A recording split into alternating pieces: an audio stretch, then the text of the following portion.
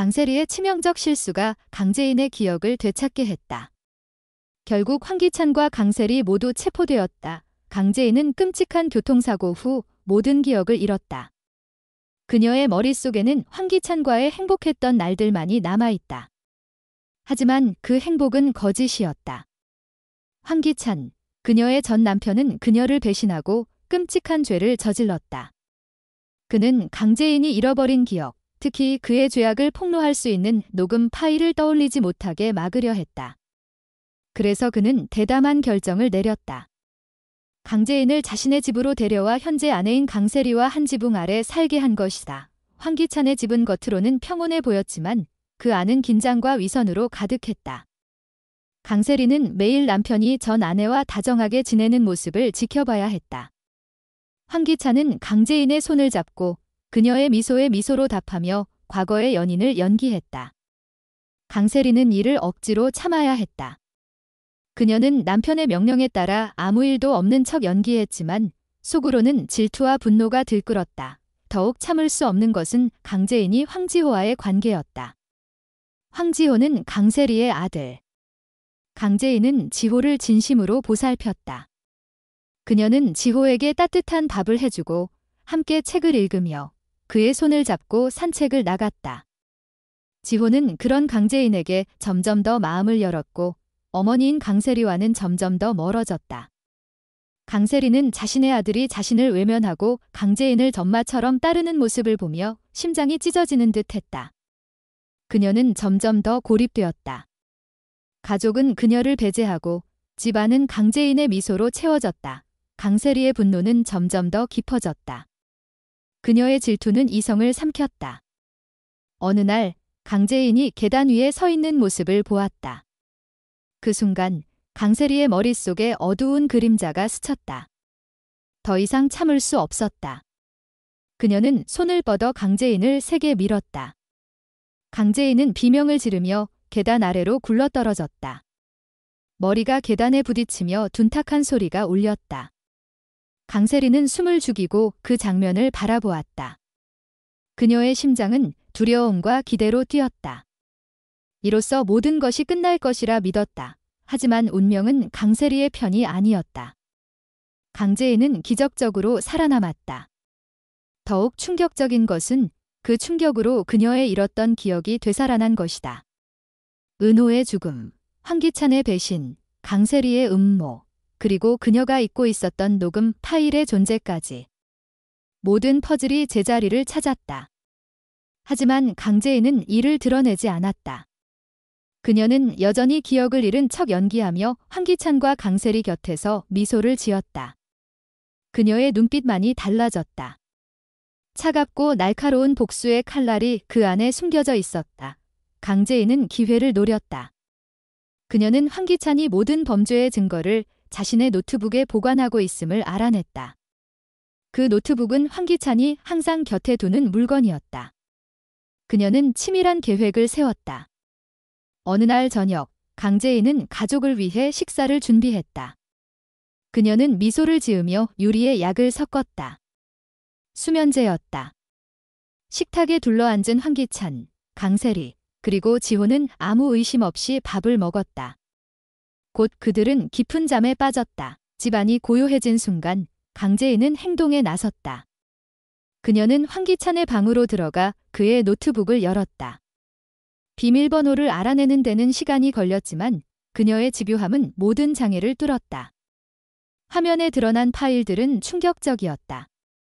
뇌물, 횡령, 심지어 은호의 죽음과 관련된 증거까지. 강재인은 떨리는 손으로 모든 데이터를 USB에 복사했다. 그녀의 심장은 분노와 승리감으로 요동쳤다. 다음 날 아침, 황기찬이 눈을 떴을 때 그의 앞에는 이미 경찰이 서 있었다. 강재인은 밤새 경찰에 모든 증거를 제출한 뒤였다. 수갑이 황기찬의 손목에 채워졌다. 강세리 역시 공모 혐의로 끌려갔다. 그녀는 믿을 수 없다는 듯 강재인을 노려보았다. 하지만 강재인은 담담한 미소로 그들을 마주했다. 이제 끝났어. 그녀의 속삭임은 마치 지옥의 종소리 같았다. 강재인의 복수는 이제 막 시작되었다. 황기찬은 자신이 믿었던 여인이 자신을 파멸시킬 줄 몰랐다. 강세리는 자신의 질투가 모든 것을 무너뜨렸음을 깨달았다. 그리고 지호는 혼란 속에 엄마라 믿었던 두 여인을 잃었다. 강재인은 경찰서를 나서며 하늘을 올려다보았다. 그녀의 눈에는 더 이상 혼란이 없었다. 오직 단단한 결의만이 남아있었다. 그녀는 아직 해야 할 일이 많았다. 황기찬과 강세리가 숨긴 더 많은 비밀, 그리고 그녀의 아들 지호를 되찾기 위한 싸움. 이 모든 것이 이제 그녀의 손에 달려 있었다. 강재인의 다음 행보는 무엇일까? 그녀의 복수는 어디까지 이어질까? 이 숨막히는 이야기는 아직 끝나지 않았다. 강재인은 경찰서를 나서며 하늘을 올려다보았다. 그녀의 눈빛은 차갑고 단단했다. 바람이 그녀의 머리카락을 스치며 불어왔지만 그녀의 마음은 이미 흔들리지 않았다. 황기찬과 강세리가 수갑에 채워져 끌려가는 모습은 그녀에게 승리의 첫걸음에 불과했다. 하지만 그녀는 알고 있었다. 이 복수는 단지 시작일 뿐, 아직 드러나지 않은 더 깊은 어둠이 그녀를 기다리고 있다는 것을.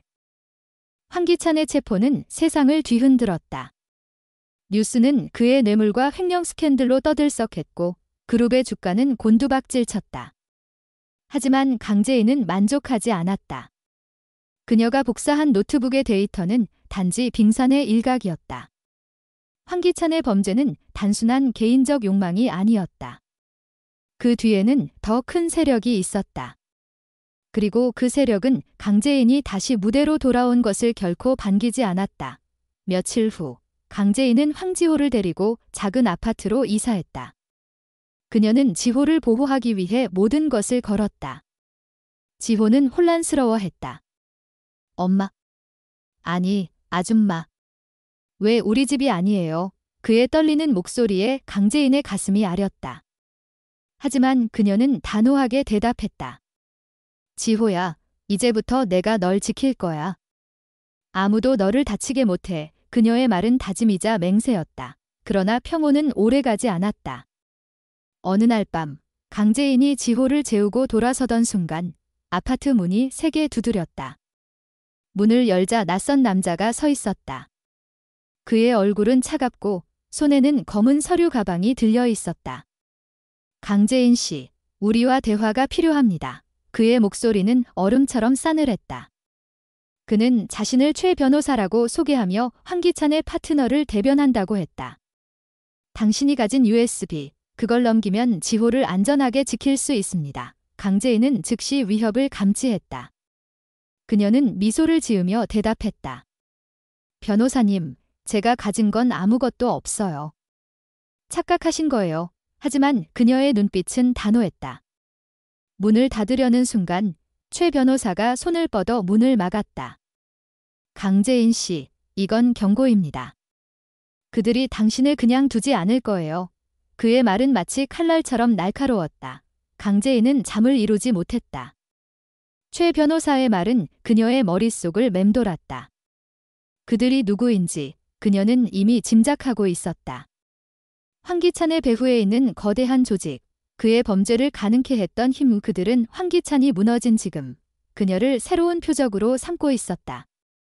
하지만 강재인은 물러서지 않았다. 그녀는 USB를 숨긴 채 복수의 다음 단계를 준비했다. 그녀는 손식 형사를 찾아갔다. 손식은 은호의 죽음과 브레이크 고장 사고를 조사했던 형사였다. 그는 강재인을 보자마자 한숨을 내쉬었다. 강재인 씨, 당신이 뭘 하려는 건지 알아요. 위험해요. 하지만 강재인은 단호했다. 위험한 건 저를 건드린 그들이에요. 그녀는 손식에게 USB의 데이터를 보여주며 새로운 증거를 제시했다. 황기찬이 은호의 죽음을 사주한 녹음 파일, 그리고 강세리가 그를 도운 증거까지. 이 손식은 충격을 받았다. 이건 너무 커요. 이 사람들이 연루된 조직은 단순한 기업이 아니에요.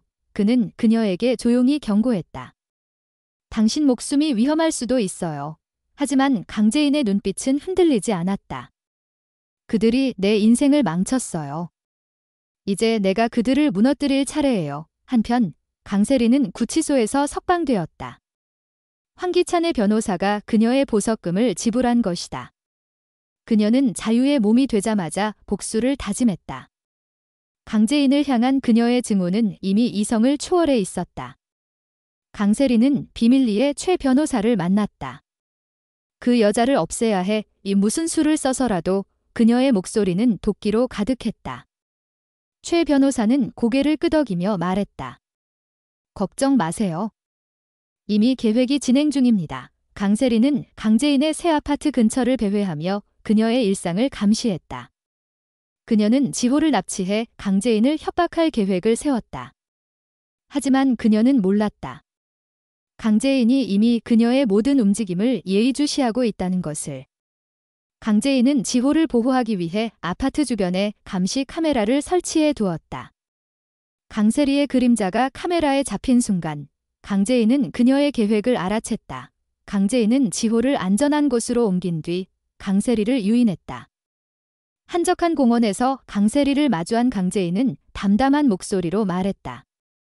세리 씨, 이제 그만해요. 당신은 이미 모든 걸 잃었어요. 강세리는 이를 악물며 소리쳤다. 너 때문에 내 인생이 망했어. 그녀는 품에서 칼을 꺼내 강재인에게 달려들었다. 그 순간 손식 형사와 그의 팀이 나타났다. 강세리는 순식간에 제압당했다. 그녀는 발버둥치며 울부짖었다. 강재인. 넌 절대 행복할 수 없어. 하지만 강재인은 그녀를 무심히 바라보며 말했다. 행복은 내가 다시 찾아낼 거야. 하지만 넌 그걸 볼 기회조차 없어. 강재인은 손식 형사와 함께 황기찬의 배후 조직을 추적하기 시작했다. USB 속 데이터는 그들의 정체를 드러냈다. 블랙로터스라는 비밀 조직. 그들은 정치인, 기업인, 심지어 경찰까지 소나귀에 쥐고 있었다. 강재인은 그들의 본거지로 의심되는 장소로 잠입을 시도했다. 하지만 그곳은 함정이었다. 어두운 창고 안. 강재인은 수십 명의 무장한 남자들에게 포위당했다. 그들 앞에 선 남자는 최 변호사였다. 강재인 씨, 당신은 너무 멀리 왔어요. 그의 손에는 총이 들려 있었다. 강재인은 숨을 고르며 대답했다. 그리고 당신들은 너무 오래 숨어 있었죠. 그녀는 품에서 몰래 녹음한 테이프를 꺼내 들었다. 이건 당신들의 최후가 될 거예요. 그 순간 창고 밖에서 사이렌 소리가 울렸다. 손식 형사의 특공대가 도착한 것이다. 총격전이 벌어졌고 강재인은 혼란 속에서 최 변호사를 제압했다. 하지만 그는 쓰러지며 섬뜩한 미소를 지었다. 이게 끝이 아니야. 블랙로터스는 절대 무너지지 않아. 그의 마지막 말은 강재인의 뇌리에 깊이 박혔다. 강재인은 지호와 함께 새로운 삶을 시작했다. 하지만 그녀의 마음은 여전히 무거웠다. 블랙로터스의 잔재는 여전히 어둠 속에서 그녀를 노리고 있었다. 그녀는 손식 형사와 함께 그들의 뿌리를 뽑아낼 계획을 세웠다. 지호를 지키기 위해, 그리고 은호의 죽음에 대한 정의를 위해 어느 날 강재인은 지호와 함께 공원에 앉아 있었다. 지호가 물었다. 엄마, 이제 우리 안전한 거지? 강재인은 그의 머리를 쓰다듬으며 말했다. 그래, 지호야. 엄마가 널 지킬 거야. 하지만 그녀의 눈은 멀리 수평선을 향하고 있었다.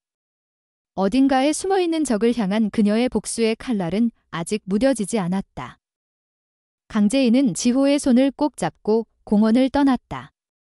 그녀의 발걸음은 단단했지만 마음속에는 불안의 파도가 일렁였다. 블랙로터스라는 이름, 최 변호사의 섬뜩한 미소, 그리고 그의 마지막 경고. 이게 끝이 아니야. 그 말이 그녀의 머릿속을 떠나지 않았다. 강재인은 알았다. 이 싸움은 황기찬과 강세리로 끝나는 것이 아니었다.